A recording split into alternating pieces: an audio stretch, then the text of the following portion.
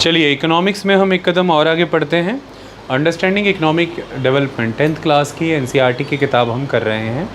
हम उसके last chapter consumer rights से रिलेटेड लेक्चर डिलीवर कर चुके हैं और हम अपनी मर्यादा के मुताबिक क्वेश्चन आंसर डिस्कशन वाइज इसको प्रैक्टिकली अचीव करेंगे और हम 10th क्लास कंप्लीट कर चुके होंगे। इसके बाद हम 11th क्लास की एनसीईआरटी की एक बुक कवर करेंगे। एक ही बुक आपको कवर करनी है, सेकंड बुक आपके मतलब की नहीं होती, वो प्रैक्टिकल होती है। उसके बाद हम 12th क्लास की तरफ चले जाएंगे। Okay, total 9th 10th 11th 12th के वाया 4 बुक्स हैं जो आपको कवर करनी है। 9th की एक, 10th की एक, 11th की एक एंड 12th की एक। 9th एंड 10th में हमने आपका पूरा ग्राउंड अच्छे से बना दिया।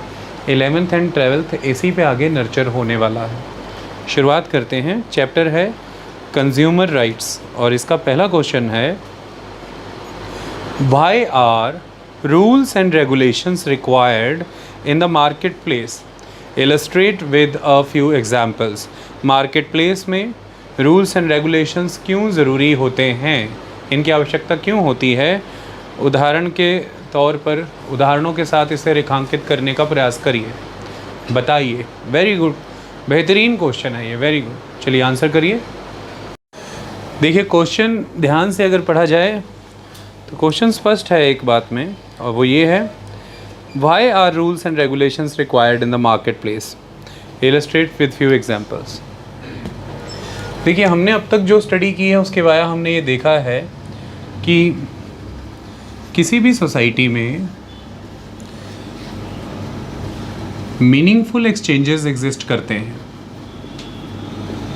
और ये मीनिंगफुल एक्सचेंजेस ही हैं जो सोसाइटी में इंडिविजुअल्स को ग्रुप से कम्युनिटी, कम्युनिटी से सोसाइटी बनने के लिए मजबूर करते हैं।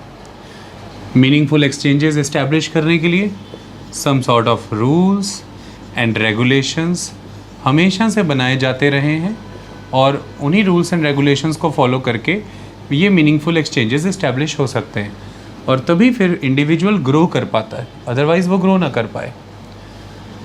सोसाइटी का ही पार्ट होती है मार्केट्स। यहाँ पर वर्ड मार्केट प्लेस है तो हम थोड़ा सा स्पेसिफिक करके चलेंगे। देखिए किसी भी एक सोसाइटी में जो भी एक्टिविटीज़ किसी रेम्यूनरेशन के पर्पस से की जा रही हैं और वो रेम्यूनरेशन उन एक्टिविटीज़ के मार्केट में एक्सचेंज किए जाने की वजह से मिल रहा है। उन एक्टिविटीज़ के तहत या तो कोई गुड्स हैं या सर्विसेज हैं, उन्हें आपने मार्केट में एक्सचेंज किया और बदले में आपको आपकी गुड्स या सर्विसेज के बदले में वैल्यू मिली, तो अल्टीमेटली वो एक्टिविटीज़ इकोनॉमिक एक्टिविटीज़ हो जाती हैं। So marketplaces are associated with the economic activities. इनको हम कल्चरल, सोशल या अदरवाइज पॉलिटिकल एक्टिविटीज़ से ना जोड़ें, ये इकोनॉमिक एक्टिविटीज़ तक सीमित रहेंगी, इस बात का हम ध्यान रखें। जब हम ये कह रहे हैं कि इकोनॉमिक एक्टिविटीज़, तो इसका मतलब सम सॉर्ट ऑफ एक्टिविटीज़ मतलब एक्सचेंजेस।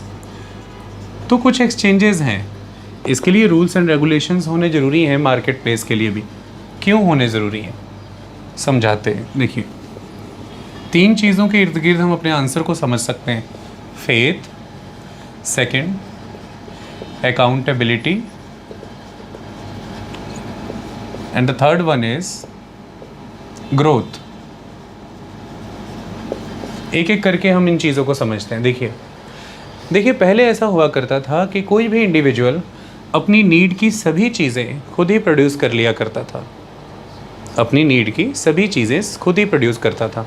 ये मैं बहुत पुराने समाज की बात कर रहा हूँ, आप इसे एंशिएंट पीरियड के दौरान देख सकते हैं ओवरऑल अगर हिस्ट्री के टाइम को डिवाइड करें।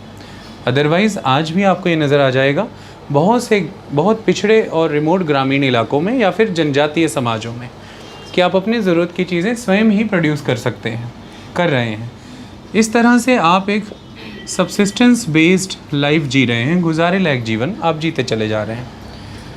लेकिन धीरे धीरे व्यक्ति जब अपना विकास करता है तो वो कुछ स्पेसिफिक चीज़ों का मास्टर हो जाता है, उन्हीं को प्रोड्यूस करता है, दूसरी चीज़ें कोई और प्रोड्यूस करता है। डिवीज़न ऑफ लेबर एग्जीक्यूट होता है। इस तरह से स्केल जब बढ़ता है तो सारी ज़रूरत की चीज़ें गाँव में पैदा हो रही हैं। जब आप खुद बना रहे थे तब आपको इस बात की चिंता ही नहीं थी कि आपने जो बनाया है उसकी क्वालिटी आपने अपने लिए किस तरह की बनाई है, उसमें क्वांटिटी कितनी रहेगी, आप सेफ़ या सिक्योर रहेंगे उसको इस्तेमाल करने के या कंज्यूम करने के बाद, ऐसी कोई चिंता नहीं थी, क्योंकि आप अपने लिए ही निर्माण कर रहे हैं और ये माना ही जा रहा है कि व्यक्ति अपने लिए तो आँखों से देख के जहर निकलेगा नहीं। और फिर धीरे धीरे चीज़ें गाँव के स्तर पर बनने लगी। वहाँ तक भी पर्सनल इंटरेक्शंस का स्पेस बाकी था, वहाँ पर भी लोग बाग एक दूसरे को जान रहे हैं। जब स्केल इससे आगे बढ़ता है प्रोडक्शन का, तो सिचुएशन बदलती है। क्यों बदलती है? देखिए मार्केट प्लेस के अंदर दो मेन प्लेयर वर्क करते हैं। एक प्लेयर है दैट इज़ प्रोड्यूसर, वो चाहे गुड्स प्रोड्यूस करे या सर्विसेज। एक प्लेयर है दैट इज़ कंज्यूमर, जिसे मोस्टली आप कस्टमर कह देते हैं, कंज्यूमर। तो प्रोड्यूसर एंड कंज्यूमर, ये दो प्लेयर एग्जिस्ट कर रहे हैं। गुड्स एंड सर्विसेज प्रोड्यूस करने की जिम्मेदारी प्रोड्यूसर पर आती है। और आज की डेट में मार्केट का साइज़ इतना बड़ा है कि ना तो इंडिविजुअल खुद प्रोड्यूस कर रहा है, ना प्रोडक्शन इस स्केल पे हो रही है कि उसकी उन लोगों के साथ पर्सनल इंटरेक्शन है। आज की डेट में पूरी कंट्री मार्केट की तरह बिहेव कर रही है, पूरा ग्लोब मार्केट की तरह बिहेव कर रहा है। आज ग्लोबलाइजेशन का दौर है। ऐसे में आप बतौर कंज्यूमर जो कंज्यूम कर रहे हैं, आप ये नहीं इंश्योर कर सकते पर्सनली कि इसको प्रोड्यूस करते समय किस तरह की इंग्रेडिएंट्स, कैसी क्वालिटी, कैसे स्टैंडर्ड्स फॉलो हुए हैं कि मैं खुद इसे इंश्योर कर दूं। मैंने देखा है, मेरी आंखों के सामने बना है। इट इज़ नॉट पॉसिबल, ये नहीं होता। तो आप बतौर कंज्यूमर जब कुछ कंज्यूम कर रहे हैं, आप किसी ना किसी फेथ पे ही उसे कंज्यूम कर रहे हैं। The main idea is the faith. You have some sort of faith, और वो फेथ क्या है कि प्रोड्यूसर ने इस चीज़ को प्रोड्यूस करते हुए कुछ क्वालिटी स्टैंडर्ड्स फॉलो किए होंगे। सबसे पहले क्वालिटी का पूरा ध्यान रखा होगा, सेफ्टी प्रोटोकॉल्स भी फॉलो किए होंगे, इस बात का भी ध्यान रखा होगा। ये दो चीज़ें जुड़ी हैं कि मैंने जितनी कीमत अदा की है, मुझे उतनी कंसिस्टेंसी की, उतनी क्वालिटी की चीज़ मिली है, मतलब मेरी मनी को फुल वैल्यू मिली है। सेकंड, सेफ्टी प्रोटोकॉल, मतलब जो भी मैं ले रहा हूँ, चाहे वो गाड़ी है उसके ब्रेक्स टेस्टेड हैं, चाहे वो स्कूटर है, चाहे वो कोई हवाई जहाज़ है, रेलगाड़ी है, या कोई दवाई है, या कोई खाने पीने की चीज़ है, सॉस है, ब्रेड है, whatever be the thing, safety protocols आप फुली इंश्योर्ड है इस बात से कि जो भी मैं कंज्यूम कर रहा हूँ वो सेफ़ है, मुझे उससे कोई नुकसान नहीं है। और फिर आ जाते हैं सेल्स प्रोटोकॉल, यानी कि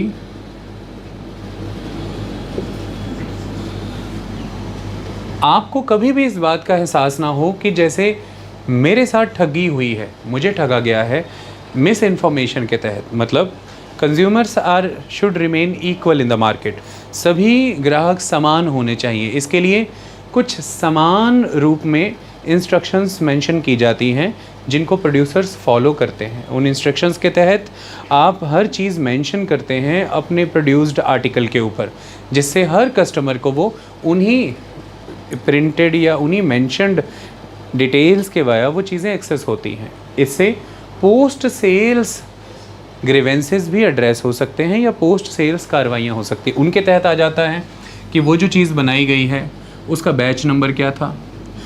आप अगर कोई सेफ्टी इशू आया तो बैच नंबर के वाया चेक कर पाएंगे कि ये प्रोडक्ट इस बैच नंबर से बिलोंग करता था। अगर किसी तरह का क्वालिटी इशू आया तो आप उस बैच नंबर के वाया वेरीफाई कर पाएंगे। मतलब पोस्ट सेल्स सर्विसेज ले पाएंगे आप। किसी भी तरह से अगर आपको मैन्युफैक्चरिंग डेट बताई जाएगी या ईयर वगैरह जो भी है, आपको उसके अंदर के सारे इंग्रेडिएंट्स बताए जाएंगे, उसकी शेल्फ़ लाइफ यानी कि उसका एक्सपायरी पीरियड बताया जाएगा, उसको यूज़ करने की कंप्लीट इंस्ट्रक्शंस आपको दी जाएगी, उसे स्टोर करने के बारे में आपको बताया जाएगा। और इन सब चीज़ों के बाद आपको एक मैक्सिमम रिटेल प्राइस MRP उस पर मेंशन रहेगा, ताकि किसी भी तरह से कोई दुकानदार अपनी मनमाने ढंग से आपसे कीमत ना चार्ज करे। और लास्ट में आपको उसका प्रोडक्शन सेंटर, उसका address, everything and customer grievances cell का एड्रेस या वेबसाइट या contact number, toll free number, सब कुछ दिया जाएगा। ये सब चीज़ें जब एग्जिस्ट करती हैं, quality standards, safety protocols, sales protocols, इनके बेसिस पर ही कंज्यूमर का फेथ डेवलप होता है मार्केट पे। अगर हम इन सबको एलिमिनेट कर दें तो कंज्यूमर बतौर कंज्यूमर हेविली एक्सप्लॉइट होगा। क्यों हेविली एक्सप्लॉइट होगा? वो इसलिए एक्सप्लॉइट होगा कि क्वालिटी एंश्योर करने की जिम्मेदारी उस पर आ जाएगी। उसे इस बात का ख्याल रखना पड़ेगा कि क्वालिटी प्रोडक्ट है कि नहीं है। क्यों? क्योंकि अगर प्रोडक्ट क्वालिटी नहीं, आपने जितनी कीमत दी है उससे कम कंसिस्टेंसी, उससे कम क्वालिटी है उसकी, तो जिम्मेदारी किस आधार पर ठहराई जा पाएगी? जिम्मेदारी नहीं ठहरा पाएंगे। आपसे कहा जाएगा कि आप देखभाल के ले लेते, आप सोच समझ के लेते, आपकी जिम्मेदारी थी। तो कंज्यूमर मजबूरी में ठगे हुए रूप में ही रहना चाहेगा। अगली बार से वो उस प्रोडक्ट को नहीं लेगा, उस दुकान से नहीं लेगा। इससे कुछ फैक्टर्स इम्पैक्ट होंगे, हम उसकी तरफ बाद में आएंगे। सबसे पहले एक छोटा सा उसका हिंट ले लें, ग्रोथ विल इम्पैक्ट। इससे ग्रोथ इम्पैक्ट होगी। हम कैसे होगी वो हम अभी समझेंगे। तो इतनी बड़ी सोसाइटी है, इतनी बड़े मार्केट प्लेस है, उसके लेवल पर हम एक कंज्यूमर जो कि टेक्निकली कॉम्पिटेंट नहीं है उन गुड्स की प्रोडक्शन के मामले में, you all are not technically competent enough. आपको कैसे पता हो कि कैसे ब्रेक्स सेफ़ हैं, किस तरह के इंजन सेफ़ हैं, किस तरह के इंग्रेडिएंट्स उसमें डालने चाहिए ल्यूब्रिकेंट के रूप में, या फिर किस तरह के ऑयल उसमें यूज़ करने चाहिए। तो सबसे पहले बात, तो आप तो टेक्निकली उतने कॉम्पिटेंट नहीं है कि आप ये जान पाएँ। सेकेंड इम्पॉर्टेंट एस्पेक्ट, दुनिया भर में अगर लिटरेसी को देखा जाए तो सोसाइटी बहुत बड़े स्तर पर इलिटरेट भी है। सेकंड, अगर लोग एजुकेट भी हैं तो अपनी अपनी फील्ड में एजुकेट हैं, लेकिन आप जो कंज्यूम कर रहे हैं वो प्लेथोरा ऑफ आइटम्स हैं। आपकी एजुकेशन ये वहाँ पे इंश्योर नहीं करा पाएगी कि जो भी गुड्स आप कंज्यूम कर रहे हैं आप खुद से उनके क्वालिटी और सेफ्टी प्रोटोकॉल्स को इंश्योर करा पाए। No, some organisation should be there to ensure this at the production level, not at the delivery level. आप डिलीवरी लेवल पर, कंज्यूमर लेवल पर इन चीज़ों को इंश्योर नहीं कर सकते। तो वाइड रेंज ऑफ प्रोडक्ट्स हैं, आप किसी एक प्रोडक्ट की जानकारी रखते हो सकते हैं, उसमें एक्सपर्टीज़ हो सकती है। सेकंड, टेक्निकल कॉम्पिटेंसी की लैक है। Third, there is not that level of awareness and literacy amongst the masses की वो खुद हर चीज़ को इंश्योर कराते फिर। और चौथी बात, समय कहाँ है लोगों के पास। सोसाइटी में जब हम डिवीज़न ऑफ लेबर की बात करते हैं, हर व्यक्ति अपने अपने काम में लगा हुआ है। आप नहीं उस चीज़ की जांच कर सकते, पड़ताल कर सकते और इंश्योर कर सकते। तो ऐसे में पूरी की पूरी मार्केट जिस कॉन्सेप्ट पे वर्क करती है, दैट कॉन्सेप्ट इज़ फेथ, विश्वास, आस्था। लेकिन ये कैसे डेवलप किया जाता है? इसको डेवलप करने के लिए रूल्स एंड रेगुलेशंस का सहारा लिया जाता है, और वो रूल्स एंड रेगुलेशंस हैं जो इन चीज़ों को इंश्योर कराते हैं। क्वालिटी स्टैंडर्ड्स को इंश्योर कराते हैं, सेफ्टी प्रोटोकॉल्स को इंश्योर कराते हैं, सेल्स प्रोटोकॉल्स को इंश्योर कराते हैं। और क्यों मैंने फेथ वर्ड यूज़ किया? क्योंकि ये सब करवाने की जिम्मेदारियां आपके देश की सरकारों की होती हैं, आपके देश की, आपके राज्य की, या आपके ज़िले की। डिफरेंट गवर्नमेंट्स आर देयर, और उन गवर्नमेंट्स को जब आप चूज़ करते हैं, आप उन पर अपना फेथ रिपोज करते हैं, आप अपना विश्वास उनमें जाहिर करते हैं कि आपकी सुरक्षा के लिए, आपके विकास के लिए, आपके जीवन को बेहतर बनाने के लिए वह कार्य करेंगे। That is what the responsibility of the government is. क्योंकि व्हाट इज़ गवर्नमेंट? गवर्नमेंट क्या है? सोसाइटी का ही एक वो सेक्शन जो सोसाइटी के लिए सारे के सारे पॉलिटिकल एक्शंस परफॉर्म करेगा, पॉलिटिकल सिस्टम को मैनेज करेगा। तो गवर्नमेंट आपसे बाहर थोड़ी ना है, समाज से बाहर। तो इसलिए समाज अपनी विश्वास, अपनी आस्था उस पर जाहिर करता है, और फिर सरकारें उसी गुड फेथ में, उसी कॉन्फिडेंस में, उसी पावर ऑफ रिप्रेजेंटेशन के तहत समाज के द्वारा देश के बनाए संविधानों से शक्ति लेके, आइडिया और व्यूज़ लेकर के गवर्नमेंट्स काम करती हैं। तो जिस सोसाइटी की गवर्नमेंट जितनी प्रोग्रेसिव होगी, वहाँ पे मार्केट प्लेसेस को रेगुलेट करने के लिए रूल्स एंड रेगुलेशंस भी उतने प्रोग्रेसिव एंड स्ट्रिंजेंट होंगे, और वो उतने ही मजबूती से अप्लाई किए जाएंगे। जैसे उदाहरण के तौर पर आप सिंगापुर के मार्केट प्लेसेस के रूल्स एंड रेगुलेशंस देखिए, चाहे वो क्वालिटी स्टैंडर्ड्स हैं, चाहे सेफ्टी प्रोटोकॉल्स हैं। अभी स्पाइसेस के बारे में आपने ये इशू देखा होगा कि उन्हें कुछ हार्मफुल इंग्रेडिएंट्स दिखे और उन्होंने उनको डिस्कार्ड कर दिया कि ये हमारे लोगों के लिए इस्तेमाल नहीं होंगे, क्योंकि वहाँ की सरकार ये कहती है कि हम अपने नागरिकों के साथ किसी भी रूप में कोई भी हानि नहीं होने दे सकते, नुकसान नहीं हो सकता, उनकी सेफ्टी हमारे लिए पैरामाउंट है। तो क्योंकि लोगों का अपनी सरकार पर विश्वास है, सरकार लोगों का विश्वास हर बार जीतती है, हासिल करती है, तो इसलिए हमारे देश में भी एक कॉन्सेप्ट है कि हमारे देश की जो सरकार होती है उसके पास कॉन्फिडेंस होना चाहिए लोकसभा का, और वो कॉन्फिडेंस लोकसभा का इसलिए क्योंकि लोकसभा को लोग चुनते हैं। सो गवर्नमेंट तब तक पावर में है जब तक उसके पास कॉन्फिडेंस है, विश्वास है उसके पास, और उसी कॉन्फिडेंस के तहत गवर्नमेंट आपके लिए काम करती है। इतनी बात क्लियर? तो दीज आर द थिंग्स जो एक कस्टमर कंज्यूमर लेवल पर आपकी लाइफ को प्रोटेक्ट करने के लिए, आपकी मनी की वैल्यू को प्रोटेक्ट करने के लिए, आपके हार्डवर्क को प्रोटेक्ट करने के लिए ज़रूरी है कि ये सब चीज़ों का ख्याल रखा जाए। क्योंकि आज की डेट में मार्केट प्लेस, मार्केट साइज़ इतना बड़ा है कि आप इम्पर्सनल इंटरेक्शंस करते हैं। You can not directly interact with the producer, okay, you are connected with the producer but impersonally. मैं नहीं जानता आनंद महिंद्रा को, और पहली बात जानने की ज़रूरत भी नहीं होनी चाहिए, बट मैं उनका बनाया प्रोडक्ट यूज़ करता हूँ, सपोज़ कीजिए। क्यों यूज़ करता हूँ? मुझे उन्हें जानने की और उन्हें मुझे जानने की नीड उतनी नहीं है। नीड क्या है कि मैं जो उनका प्रोडक्ट यूज़ कर रहा हूँ उस प्रोडक्ट के साथ उन्होंने सारे डॉक्यूमेंट्स मुझे दिए हैं, और उन डॉक्यूमेंट्स में ये सब मेंशन है कि कैसे एमिशन नॉर्म्स फॉलो हुए हैं, किस तरह से इसके सारे के सारे सेफ्टी प्रोटोकॉल्स फॉलो किए गए हैं, और पूरी तरह से हर पार्ट उसका ओके टेस्टेड है और कंपनी ने उसकी इंश्योरेंस की है। That's all. On the basis of that, on that faith मैं उसे गैराज शोरूम से लेके निकलता हूँ और उन्हीं ब्रेक्स के सहारे चला पड़ता हूँ गाड़ी। That is a system. अगर किसी तरह का कोई प्रॉब्लम आता है तो कंपनी उससे डील करेगी। तो majority of the core products की वारंटी होती है, तो वो वारंटी में कवर होते हैं। तो ये वारंटी क्या है?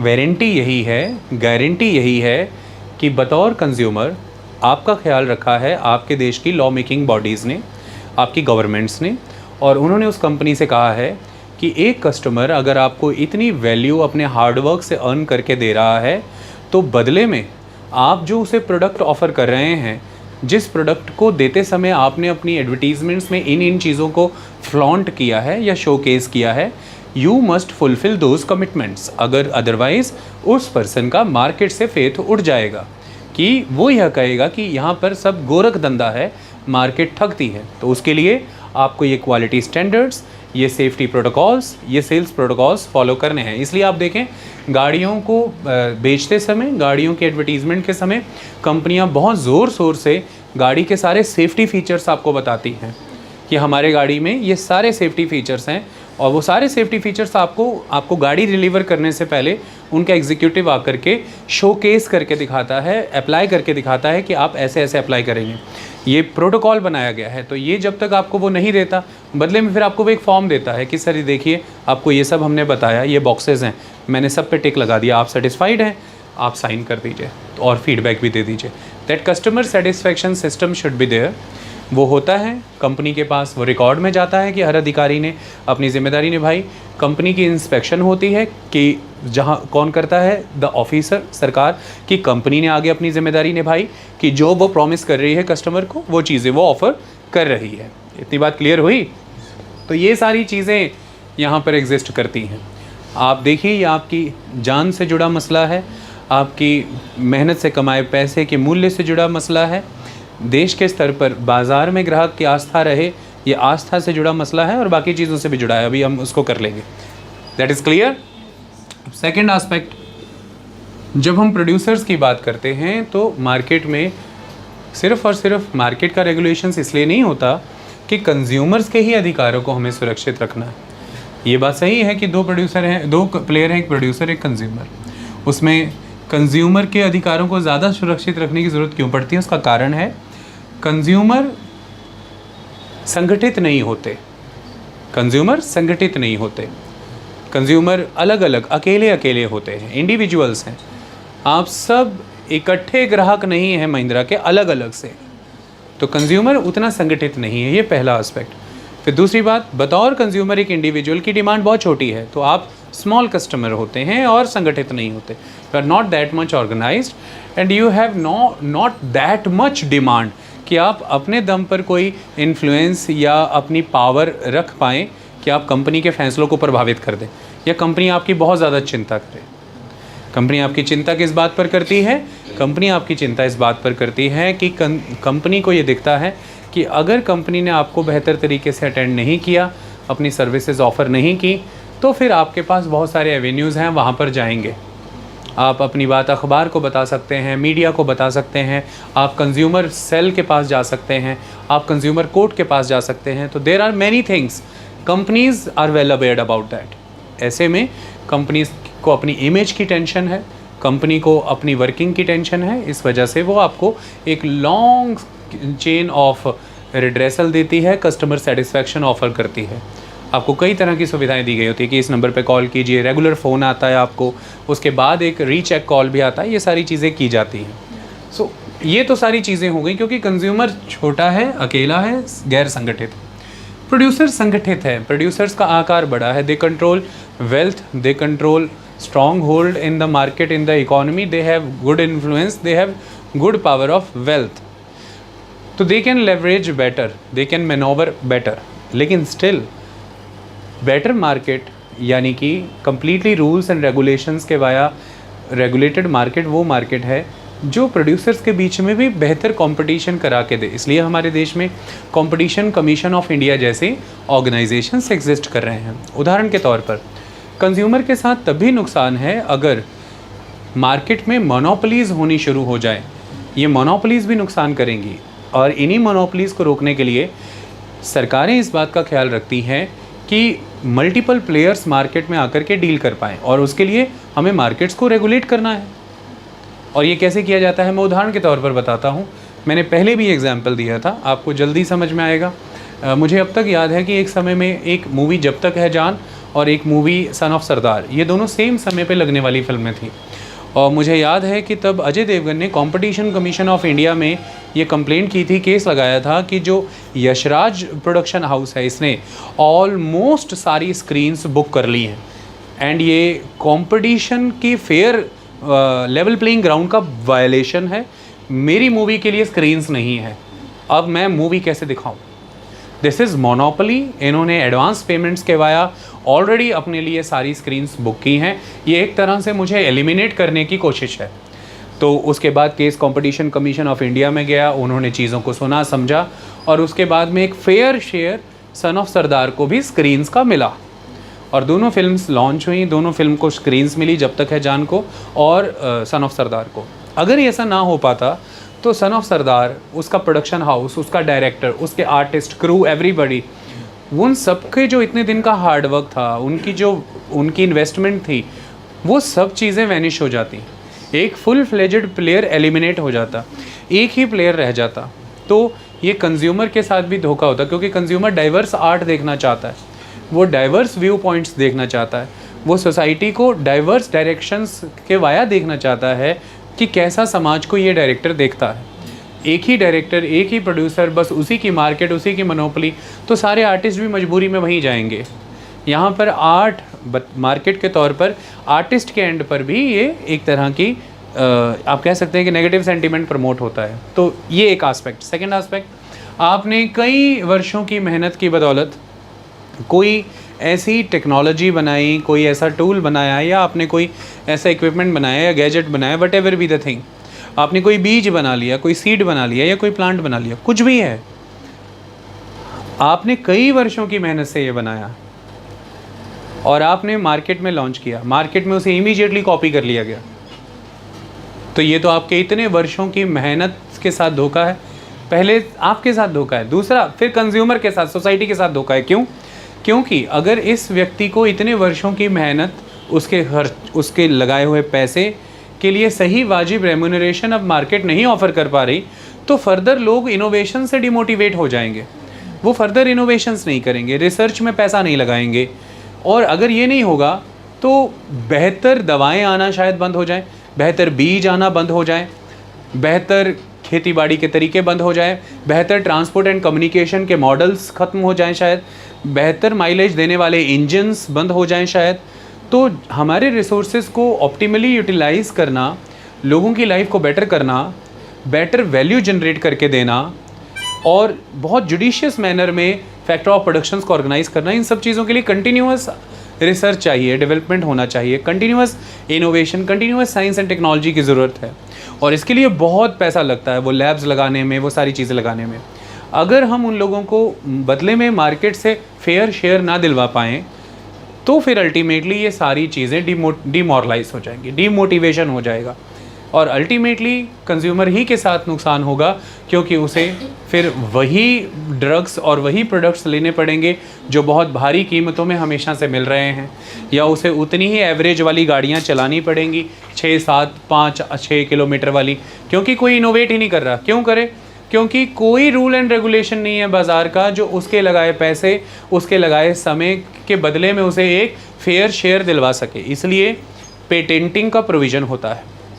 ओके, तो ट्रिप्स एंड ट्रिम्स ये 2 शब्द एग्जिस्ट करते हैं। Okay, trade related intellectual property right systems इनको कहते हैं।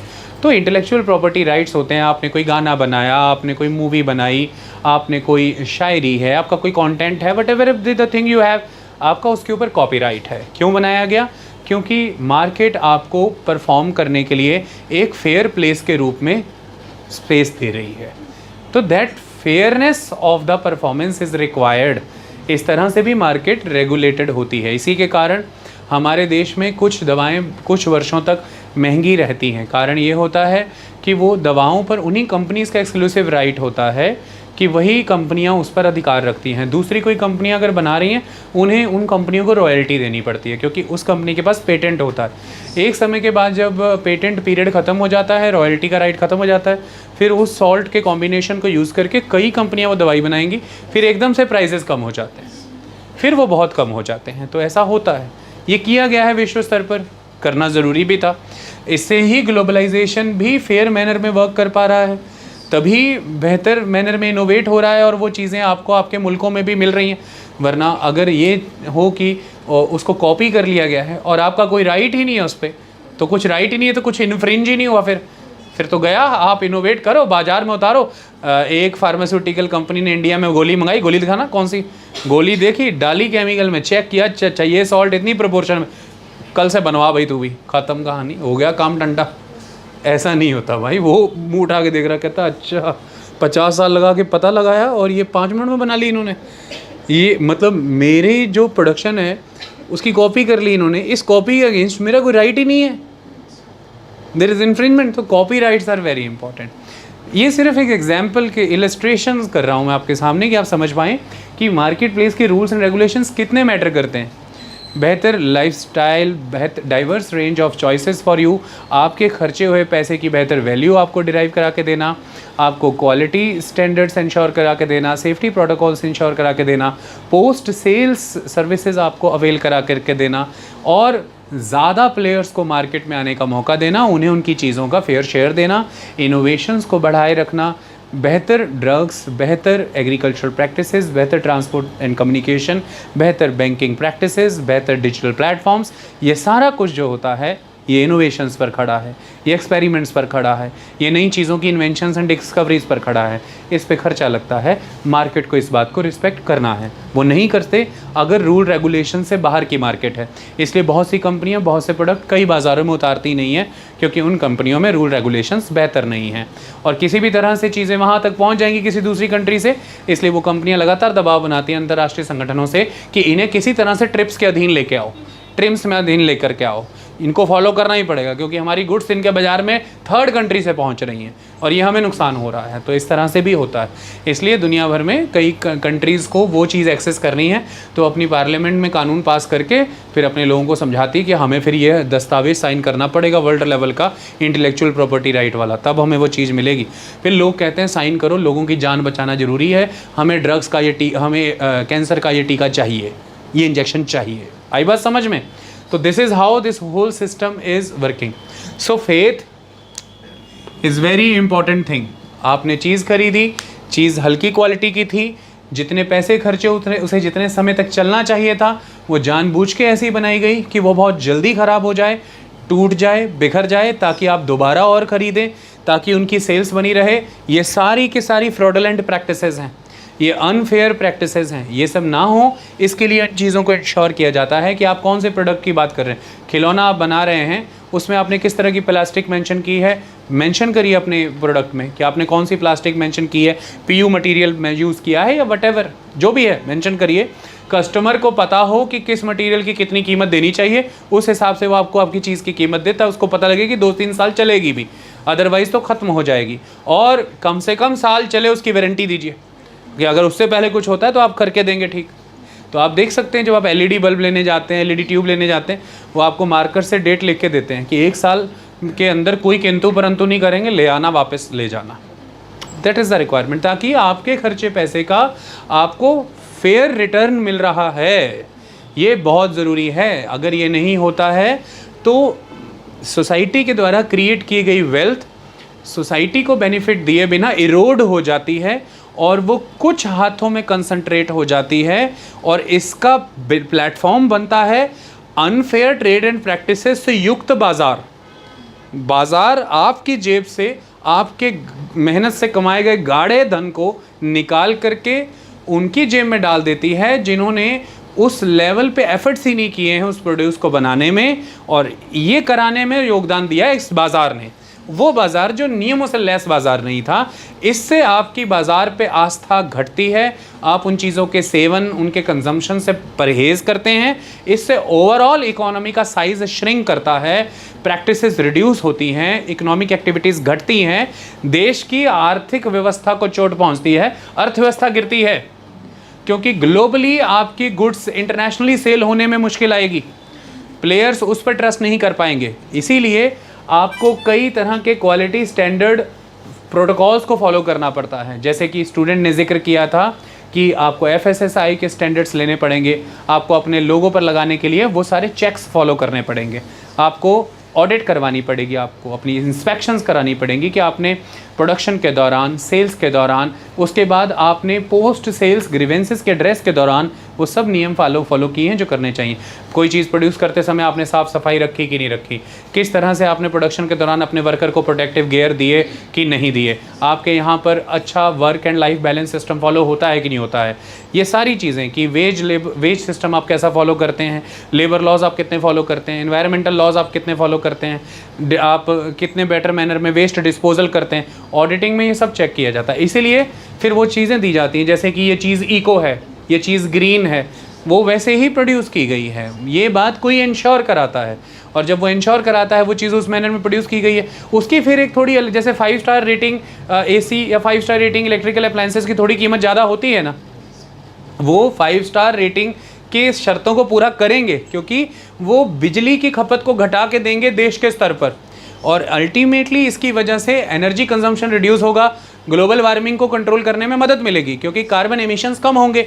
इसलिए सरकारों ने रेटिंग सिस्टम ला करके लोगों को मोटिवेट किया कि आप ज़्यादा से ज़्यादा 3 स्टार, 4 स्टार, 5 स्टार रेटिंग चीज़ें लीजिए। आपका भी बिजली का बिल कम आएगा, ऊर्जा भी कम खपेगी, कोयला कम जलेगा, देश की मदद हो जाएगी, पेड़ कम कटेंगे। इस तरह से वो ऐसे ही नहीं लगाया है, वो अगर लगाया है तो नीचे पढ़िए उसको नथी किया है किसी ने, वो स्टिकर के नीचे स्टैंप है, किसी का साइन भी है छोटा सा, कि ये सारे प्रोटोकॉल फॉलो होके ही 5 स्टार रेटिंग की हमने इनको अनुमति दी है। अब किसी कंपनी के पास 5 स्टार रेटिंग की अनुमति नहीं है, स्टिकर चिपका रहे हैं 5 स्टार रेटिंग का, उसी समय कंप्लेंट हो जाएगी और ये फ्रॉडलेंट प्रैक्टिस के रूप में पकड़ा जाएगा। आई बात समझ में? तो इस तरह से फ्रॉडुलेंट प्रैक्टिसेस को रोकना बहुत ज़रूरी है, अदरवाइज़ कौन कमज़ोर हो जाएगा। एक बार फेथ जा रहा है, आपके लोगों का जा रहा है, अंतर्राष्ट्रीय स्तर पर फेथ जा रहा है, आपके मुल्क के प्रति, आपकी कंपनियों के प्रति, आपकी अर्थव्यवस्था, आपके बाज़ारों के प्रति एक नेगेटिव सेंटीमेंट प्रिवेल करेगा, और नेगेटिव सेंटीमेंट इकोनॉमिक एक्टिविटीज़ को नेगेटिवली इम्पैक्ट करेगा। नेचुरली आपकी कंट्री में साइज श्रिंक होगा इकोनॉमी का, इकोनॉमिक एक्टिविटीज़ का। Nobody will enter into that, कोई भी नहीं मानेगा। आप देख सकते हैं लंबे समय तक एक सेंटीमेंट बना रहा चाइनीज़ प्रोडक्ट को लेके। क्या है सेंटीमेंट? अरे चाइनीज़ है, 2 दिन नहीं चलेगी। ये क्या है आप बताइए मुझे? ये वही है फिर, क्योंकि आप कह रहे हैं सस्ता है, सस्ता देख के ले रहे हो, तो क्यों? क्योंकि वो ये इंश्योर कर रहा है कि कोई क्वालिटी स्टैंडर्ड फॉलो नहीं हुआ है, कोई सेफ्टी प्रोटोकॉल फॉलो नहीं हुआ है, इसलिए ज़्यादातर लोग जो कोई चीज़ें बहुत ज़्यादा सेफ्टी से एसोसिएटेड हो वो नहीं लेते इस तरह की। और जो जिन चीज़ों पे ज़्यादा कीमत खर्च रहे तो वो कोशिश करते हैं इलेक्ट्रिकल चीज़ें ज़्यादा कीमत ज़्यादा खर्च रहे या इलेक्ट्रॉनिक्स, वो कोशिश करते हैं कि यार कोशिश करो साउथ कोरियन हो या जापानीज़ हो तो ठीक है। मतलब यार ये मतलब इतनी महंगी फिर मेड इन चाइना, हालांकि वो बहुत अच्छी भी हो सकती है। इसलिए एप्पल भी लिख रहा है कि मतलब डिज़ाइंड इन कैलिफोर्निया, है ना, असेंबल्ड इन चाइना या मैन्युफैक्चर्ड इन चाइना या what ever be the thing, पर है हमारा ही है, हमारी शर्तों के तहत ही वो काम कर रहे हैं, सिर्फ फैक्ट्री वहाँ लगाई है, प्रोटोकॉल सारे हमारे वाले फॉलो हो रहे हैं। तो दैट इज़ द थिंग। तो इस तरह से आपको कई तरह की स्टैंडर्ड्स फॉलो करने पड़ते हैं। वो ISI स्टैंडर्ड्स हैं, वो ब्यूरो ऑफ इंडिया स्टैंडर्ड के BIS के स्टैंडर्ड्स हैं, या फिर वो एगमार्क का स्टैंडर्ड स्टूडेंट ने कहा था, या फिर तमाम FSSAI का स्टैंडर्ड है, टोयोटा का अपना एक स्टैंडर्ड है, टोयोटा के स्टैंडर्ड्स हैं। तो there are many standards world wide. हाँ जी, हाँ, there are many standards world wide जिन स्टैंडर्ड्स को फॉलो किया जाता है, और कंज्यूमर को यही बताती है कंपनी कि आप चिंता मत करिए, ये FSSAI की मोहर लगी है हमारे प्रोडक्ट पर, और आप निश्चिंत हो जाते हैं। आई बात समझ में? क्यों? पर्सनल इंटरेक्शंस का ना तो आप उतने कॉम्पिटेंट हैं, ना ही मौका है। इम्पर्सनल इंटरेक्शंस जब होंगी, मार्केट जब इम्पर्सनल हो जाती है, जहाँ पे प्रोड्यूसर कंज्यूमर एक दूसरे को डायरेक्टली नहीं जान रहा, डील नहीं कर रहा, हमें बीच में कोई ना कोई प्रोटोकॉल सिस्टम लाना पड़ता है जो ये इंश्योर करा के दे कि हाँ, जो बनाया गया है सारी सेफ्टीज़ को, क्वालिटी को फॉलो करके बनाया गया है। तो दैट इज़, मैं ये आपको समझा रहा हूँ कि मार्केट प्लेसेस एक फेथ पर काम करते हैं, जो फेथ है सुपरस्टिशन नहीं। फेथ का मतलब यहाँ पर यह है कि आप एक रूल्स एंड रेगुलेशंस का पूरा बॉडी ऑफ लॉज के तहत मार्केट्स को रेगुलेट करते हैं, रूल्स बनते हैं और उन्हें फॉलो किया जाता है। फॉलो हुए हैं ये दिखाने के लिए उनके बैकअप में कई तरह के प्रमाण पत्र रखे जाते हैं। तो जब आपको चीज़ दी जाती है, बेची जाती है, बिल दिया जाता है, बिल के साथ वो सारे warranty paper, warranty card, document, जो स्टैंडर्ड फॉलो हुआ है उसका डॉक्यूमेंट सब साथ में दिया जाता है, क्लियर किया जाता है कि देखिए सब कुछ है हमारे पास, टेंशन लेने की कोई बात नहीं, यहाँ हमारे सर्विस सेंटर हैं, आप जाइए, आपको सर्विसेज मिल जाएंगी। So this the aspect of the faith and it is very important, otherwise your economy can not work. Otherwise आप कोई कंपनी की गाड़ी बता दीजिए, जलंधर में आप चलाते हैं, आपने गाड़ी चलाई, आपको कोई प्रॉब्लम आई, एक दो बार आपने उनसे सर्विसेज ली, सर्विसेज ढंग से नहीं मिली, आपका विश्वास उठ जाएगा उस कंपनी से, और आप 10 लोगों को बताएंगे, पछताओगे, इनकी मत गाड़ी लेना। आपसे पूछेगा क्यों, आप कहेंगे बस ठीक, पहली बात तो जो प्रॉमिस कर रहे हैं गाड़ी में वो है ही नहीं, है ना, 15 की एवरेज प्रॉमिस कर रहे हैं, 7 से ज़्यादा नहीं दे रही। और दूसरी बात, सुना था यहाँ की मेड है, यहाँ की मेड है, 3 महीने में ही आवाज़ें आ रही हैं, रैटलिंग साउंड्स। उसके बाद जब मैं कंपनी में गया हूँ तो सुनवाई कोई नहीं है। 10 कस्टमर का फेथ उठ गया, 10 ने 100 को बताया, 100 ने, कंपनी ही बंद हो गई कुछ सालों में उस देश में। क्यों?